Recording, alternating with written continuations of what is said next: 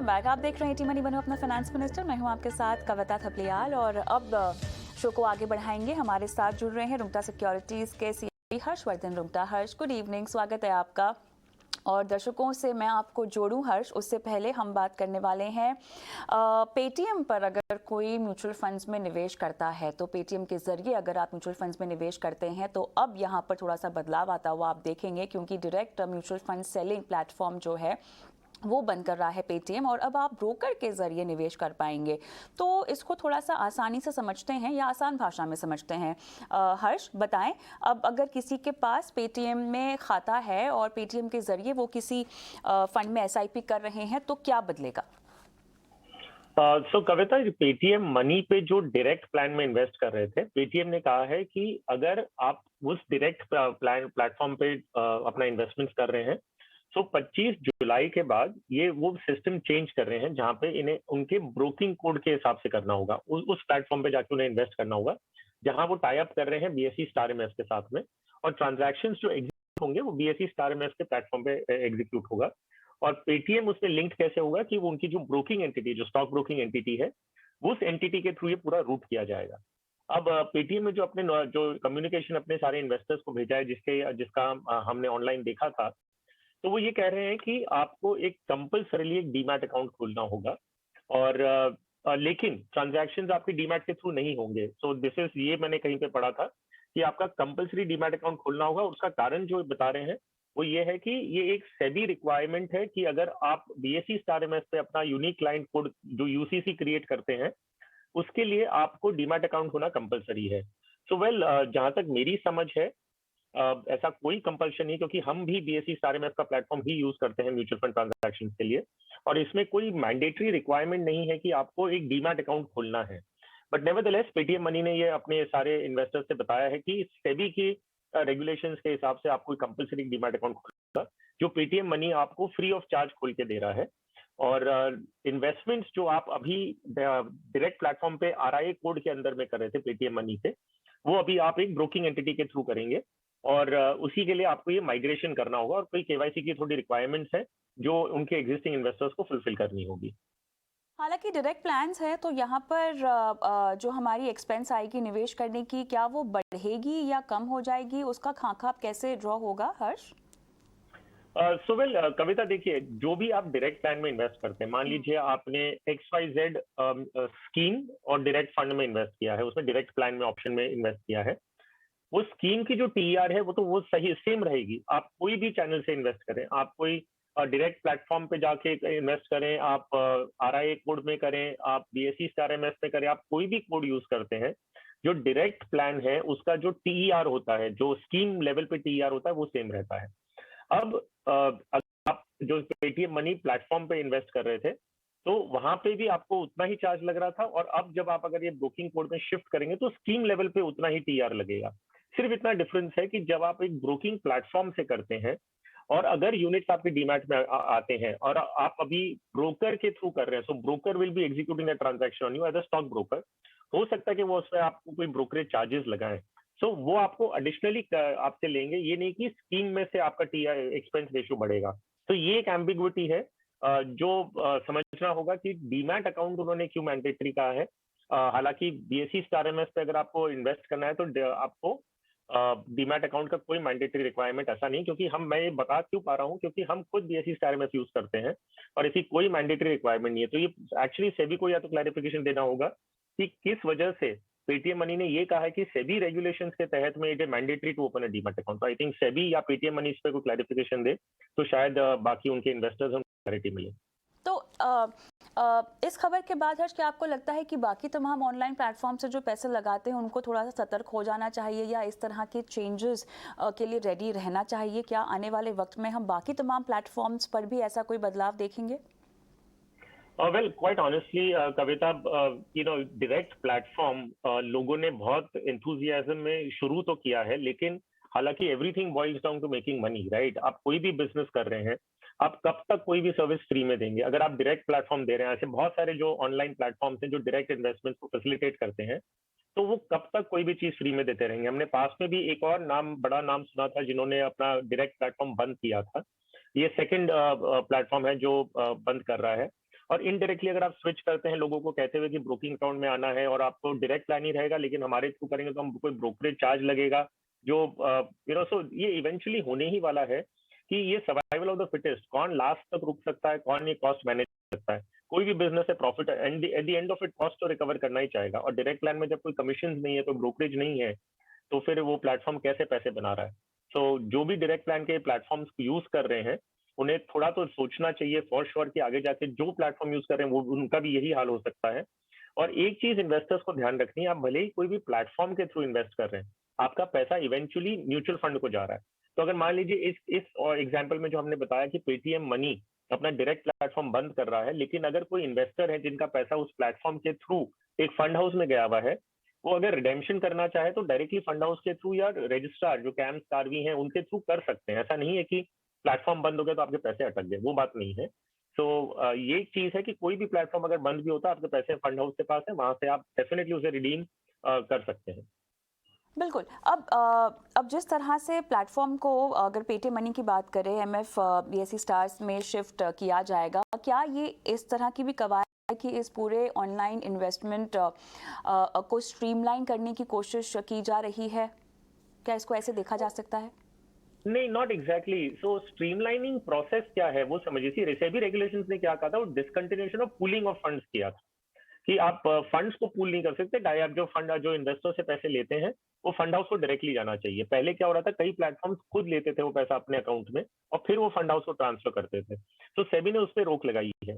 BSE star MF एक India का सबसे largest mutual fund transacting platform है, जहां करीबन 2 करोड़ के ऊपर के ट्रांजैक्शंस मंथली होते हैं। तो it's a very well regulated entity. Bombay stock exchange का एक प्लेटफॉर्म है जहां पे म्यूचुअल फंड एग्जीक्यूट किए जाते हैं। क्लियरिंग कॉर्पोरेशन है, जो क्लियरिंग कॉर्पोरेशन है पूरे ट्रांजैक्शन को सेटल करता है बिटवीन फंड हाउसेज, इन्वेस्टर्स और तो ये एक प्लेटफॉर्म बहुत ही अच्छा रेगुलेटेड है।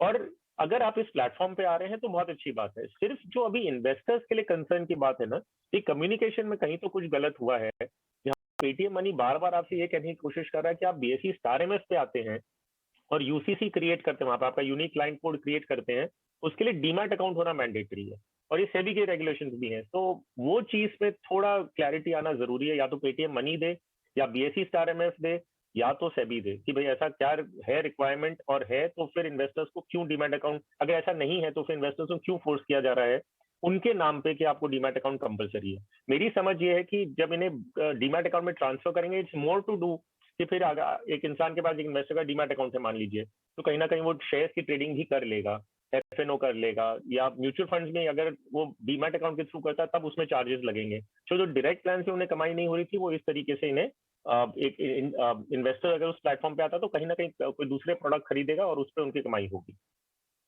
ऑलराइट, चलिए, तो यहाँ पर हमने आपको तमाम समझाइश दे दी। अब आप पेटीएम मनी से अगर पैसे लगाते हैं म्यूचुअल फंड में तो एक ब्रोकर के ज़रिए आपको अब जाना होगा और इस पूरे प्लेटफॉर्म को एमएफपीएसई स्टार में शिफ्ट कर दिया जाएगा और उसी के मुताबिक फिर पूरी प्रक्रिया जो है आपको फॉलो करनी होगी। लेकिन इस बीच हमारे दर्शक फोन लाइन पर जुड़ गए हैं। मनीष त्रिपाठी। मनीष जी नमस्कार। नमस्कार मैम। कहाँ से बोल रहे हैं सर? मैं सोलापुर से बोल रहा हूँ मैम। अच्छा, आपने ये जो फंड्स डाले हैं पोर्टफोलियो में कब डाले थे? आपका आवाज थोड़ा सा डिस्टर्ब हो रहा है। आपने जो पोर्टफोलियो में फंड्स शामिल किए हैं ये कितने साल पहले का निवेश है, कब से शुरू किया है? मैम ये 2020 से ही चालू किया है। इसमें केवल ये लास्ट के 2 हैं जो आदित्य बिरला सन लाइफ और एचडीएफसी बैलेंस एडवांटेज, ये मैंने 2018 से चालू किया था। रेस्ट सारे मैंने 2020 अप्रैल मई में चालू किए हैं। ये इतने सारे फंड्स आपने कहाँ से इकट्ठा किए, मतलब किसने आपको सलाह दी? मैम टीवी पर देख देख करके ही मैंने अपने मन से डाले हैं। कोई ऐसा कोई फिक्स उस पे नहीं किया है। अनमैच्योर्ड वे में ही मैंने प्लानिंग किया था। अभी एक मैच्योर्ड वे में जाना चाहता हूँ, इसीलिए अप्रोच किया है मैंने। चलिए, अच्छा किया आपने अपना सवाल हमें भेजा है, क्योंकि वास्तव में देखा जाए ना सर, आपको इतने फंड्स की ज़रूरत है नहीं। बहरहाल आपने एक मुश्त भी निवेश किया है, आपकी एसआईपी भी चल रही है। 13 साल में 1.5 करोड़ रुपए चाहिए। रिटायरमेंट का लक्ष्य है क्या? नहीं, रिटायरमेंट में तो अभी करीबन 15-16 साल है। बेटी के लिए चाहिए, बेटी और बेटे के लिए। तो 13 साल में इतना पर्याप्त होगा उनके लिए? अब एक एवरेज मैंने प्लानिंग किया है अपनी कैपेसिटी के हिसाब से, बाई कैलकुलेटिंग अगर मैं 5-7% एवरी ईयर इंक्रीज करता हूँ उस हिसाब से। अदरवाइज 10% टारगेट करेंगे तो 5-7% कर ही डालेंगे, है ना? हाँ तो हाँ, वैसा ही प्लानिंग है। बट अभी अगर मैं पूरा कॉर्पस पकड़ूंगा तो कॉर्पस के हिसाब से तो मुझे एक्चुअल में 5 करोड़ चाहिए, 5 CR चाहिए, रिटायरमेंट प्लस बेटी का एजुकेशन एंड ऑल। जितना ऊंचा एम कर सकते हैं उतना ऊंचा एम कीजिए, उतनी निवेश राशि भी आपको बढ़ानी होगी। अभी नहीं तो आगे चलकर धीरे धीरे ही सही बढ़ाइएगा, लेकिन कम से कम आपको पता तो है कि 5 करोड़ कुल मिला के जरूरत पड़ सकती है। फिलहाल 1.5 करोड़ की करते हैं प्लानिंग। हर्ष बताएं।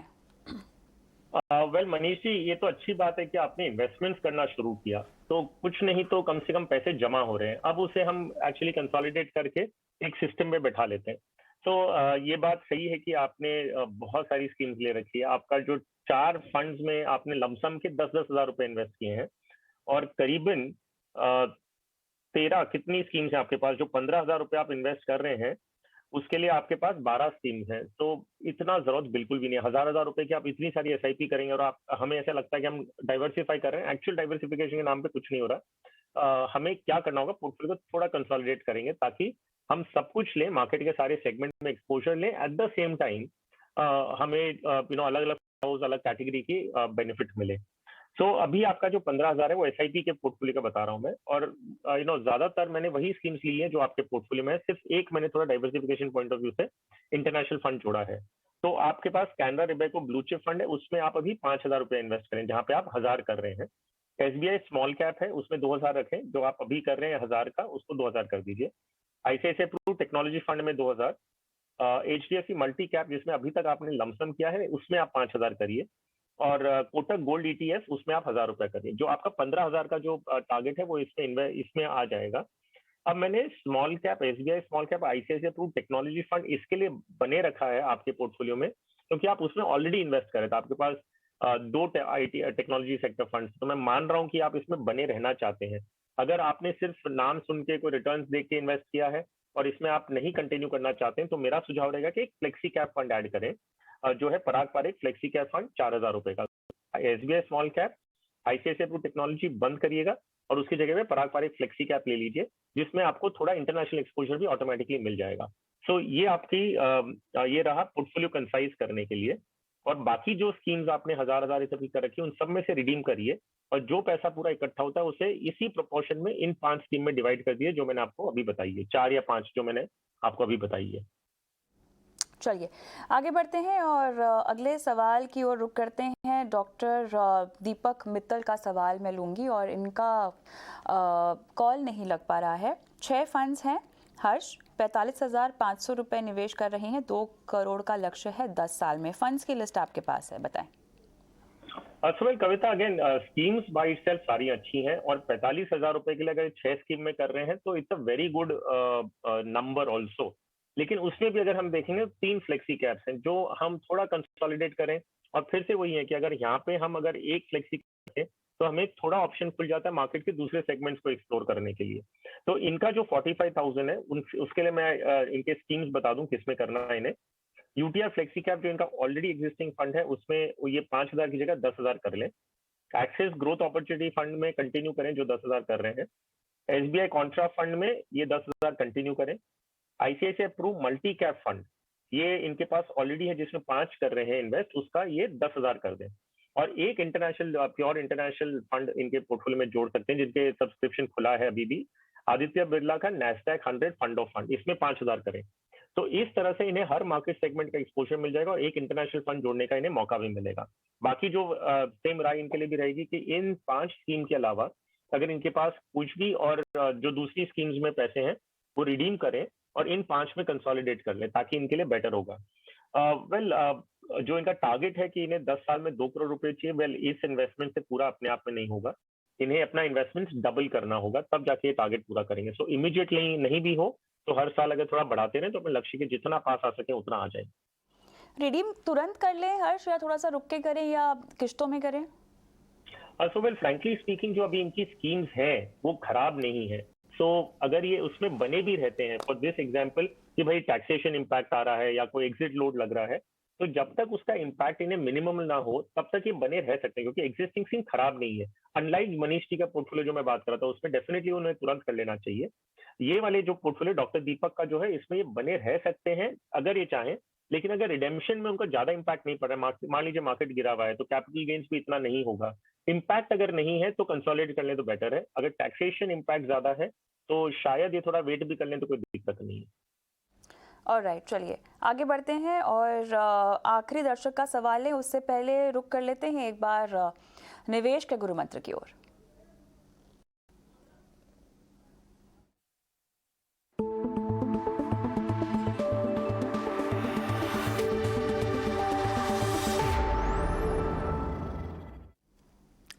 बताएं हर्ष, क्या गुरु मंत्र दे रहे हैं? अवेल कविता, ये बताऊंगा मैं कि अब अभी जो पैंडेमिक का जो सिचुएशन था, हम ये बहुत इकोनॉमिक अनसर्टेनिटी से बाहर आए हैं, जहाँ पे लोगों के जॉब लॉस हुआ था, पे कट्स हुए थे। हमने बहुत सुना था और देखा था कि लोगों ने अपनी एसआईपी एक बार टेम्परेली बंद भी की थी, कम की थी। तो अब जब नॉर्मलसी आ गई है, अब अभी हम देख रहे हैं कि आपके जॉब्स वगैरह भी सब सब स्ट्रीमलाइन हो चुका है, कई जगह पे अप्रेजल्स भी मिल रहे हैं। तो सब इकोनॉमिक एक्टिविटी पूरी ठीक से हो चुकी है। लेकिन हम ये देखते हैं कि अभी भी एक इनर्शिया है, इन्वेस्टर्स अभी भी अपने पोर्टफोलियो को वापस रिविजिट नहीं कर रहे हैं, और ये नहीं देख रहे हैं कि मेरी अगर इनकम बढ़ गई है तो मैं अपना इन्वेस्टमेंट या तो पुराने लेवल पे ले आऊं या उससे ज्यादा बढ़ा लूं। तो अब ये है कि आप एक मौका ढूंढें और ठंडे दिमाग से सोचिए कि क्या हम अपना इन्वेस्टमेंट बढ़ा सकते हैं। अगर बढ़ा सकते हैं तो बेशक अब तुरंत बढ़ाइए। अब मार्केट लेवल्स को देके कंफ्यूज मत होइए कि मार्केट गिर गया, क्या हो गया। और एक चीज ध्यान रखिए, रियल वेल्थ अगर आप क्रिएट करना चाहते हैं तो आप जो इन्वेस्टमेंट्स 10 साल से कर रहे हैं या 5 साल से कर रहे हैं उतना ही करते रहेंगे तो रियल वेल्थ क्रिएट नहीं होती। आपकी इनकम बढ़ती है तो आपको उस हिसाब से अपना इन्वेस्टमेंट ही बढ़ाना है। सो अपना पोर्टफोलियो रिव्यू करें, आपकी क्षमता है 1000, 2000, 5000, 10,000, जो अमाउंट से आप बढ़ा सकते हैं अपना इन्वेस्टमेंट प्लीज बढ़ाइए। और किसी सही समय का इंतजार ना करें, क्यों हर्ष? या एब्सोल्युटली राइट। तो इनफैक्ट मैं ये कहूंगा कि एसआईपी इन्वेस्टमेंट करने का कोई सही समय है ही नहीं। सही समय ये है कि जब आपके पास कैश फ्लो बन गई, जब आपने अपना मन बना लिया और आपने एक निश्चय कर लिया कि आप अपना इन्वेस्टमेंट्स बढ़ा के वेल्थ क्रिएट करना चाहते हैं, तो आपको उस समय शुरू कर देना चाहिए। मैं ये कह रहा हूँ कि अगर आपको सरप्लस 2,000 रुपया भी लगता है महीने का, 1,000 रुपया लगता है, तो आप उतना भी बढ़ा लीजिए। क्यों वेट कर रहे हैं कि एक साथ 10,000 होगा तो ही मैं बढ़ाऊंगा? क्योंकि आपको बढ़ाने में कुछ दिक्कत नहीं आती। 1,000 रुपया बढ़ाना है, बढ़ा लीजिए। धीरे धीरे करके वेल्थ क्रिएशन का आपका जर्नी तो सही जगह पे है। और जब इनकम बढ़ती है और तो आप 5,000, 10,000 जब बढ़ाना चाहे कर ले। तो सही वक्त कुछ भी नहीं है, सही अमाउंट कुछ नहीं है। आपको कुछ एडिशनली नहीं करना। इवन आपको 1,000 रुपए की ऐसे भी बढ़ानी तो क्या दिक्कत है आपको? ये समय तो लगभग खत्म हो ही गया, लेकिन जल्दी से आखिरी सवाल राहुल केवट का मैं लेना चाहूंगी। सवाल आपके पास है, इन्हें फ्रीलांसिंग करके खुद का सेटअप क्रिएट करना है, जल्दी से बताएं क्या सलाह होगी? वेल कविता, मैंने देखा था ये, तो इनका जो फ्रीलांसिंग का वर्क है वो 1 साल का हुआ है, जहाँ पे इन्हें अच्छी खासी रकम आई है। अब ये कोशिश, अब ये ध्यान सोच रहे हैं कि इनको एक कॉर्पोरेट एंटिटी में एक कंपनी रजिस्टर या एलएलपी रजिस्टर करके ये उसमें काम करें। तो इन्हें ये सोचना होगा कि ऐसा क्या चेंज होगा अगर मेथोडोलॉजी ऑफ वर्किंग, जो भी आज काम कर रहे हैं वो अगर कंटिन्यू करते हैं इंडिविजुअल नेम में फ्रीलांसिंग मोड में, तो इन्हें क्या काम कम मिलेगा या कॉर्पोरेट फॉर्म में जाएंगे तो इन्हें काम ज्यादा मिलेगा। तो ये इन्हें डिसाइड करना है, क्योंकि जब भी आप कोई कंपनी फॉर्म करते हैं, रजिस्टर करते हैं, उसके कॉस्ट लगते हैं, उसका एक कंप्लायंस शुरू हो जाता है, आपको आरओसी की फाइलिंग चालू हो जाती है।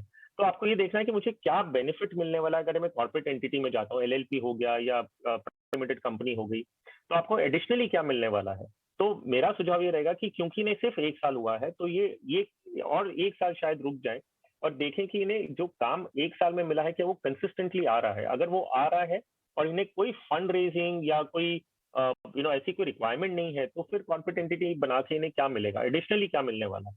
तो मैं ये कहूंगा कि कॉस्ट बेनिफिट एनालिसिस कर लें कि जो फॉर्मेशन कॉस्ट है, कंप्लायंस कॉस्ट है, वो सारी चीजें अगर आपको करनी है और उसके सामने आपको कुछ एडिशनल बेनिफिट मिल रहा है, कोई एडिशनल क्लाइंटल मिलता है क्योंकि कॉर्पोरेट एंटिटी से डील करना चाहता है, इंडिविजुअल से नहीं करना चाहता, तो डेफिनेटली आप बनाने की कोशिश करेंगे।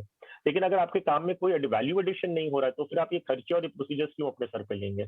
अगर आपको बैंक से लोन लेने हैं, आपको अगर फंड रेजिंग कोई इन्वेस्टर्स लाने हैं, तब आपको एक एंटिटी बनानी जरूरी होगी, जो आपका एलएलपी फॉर्म हो या प्राइवेट लिमिटेड हो। तो कॉस्ट बेनिफिट एनालिसिस करें, थोड़ा वक्त दें अपने काम को सेटल होने के लिए, देखने के लिए कि आपको इतना काम कंटिन्यूसली आने वाला है कि नहीं, और फिर ये खर्चे और कंप्लायंस अपने सर पे लें तो शायद जो ज्यादा बेटर होगा। अनफॉर्चुनेटली समय हमारे पास कम है, इसीलिए इतने ही आज सवाल शो में शामिल कर पाएंगे। और इसी के साथ हर्ष, बहुत बहुत धन्यवाद, आपने समय निकाला दर्शकों की फाइनेंशियल प्लानिंग करने के लिए। लेकिन तमाम दर्शकों को बता दें कि इस शो पर हम आपकी लाइव फाइनेंशियल प्लानिंग भी करवाते हैं। तो अगर आप ऐसे शख्स हैं जो हमारे साथ लाइव पार्टिसिपेट करना चाहते हैं तो अपना सवाल और अपनी ये मंशा हमें व्हाट्सएप कर दीजिए। 9619873567 ये वो नंबर है जहां पर आपको अपना सवाल हमें भेजना है। अगर आप लाइव हमारे साथ शो पर बैठना चाहते हैं तो आप अब तब भी अपना सवाल हमें इस नंबर पर भेज सकते हैं और एक लाइन लिख दीजिएगा कि आपको शो पर पार्टिसिपेट भी करना है। तो आपको हम लाइव बैठाएंगे और आपकी बात करवाएंगे हमारे फाइनेंशियल प्लानर से। दीजिए इजाजत, नमस्कार।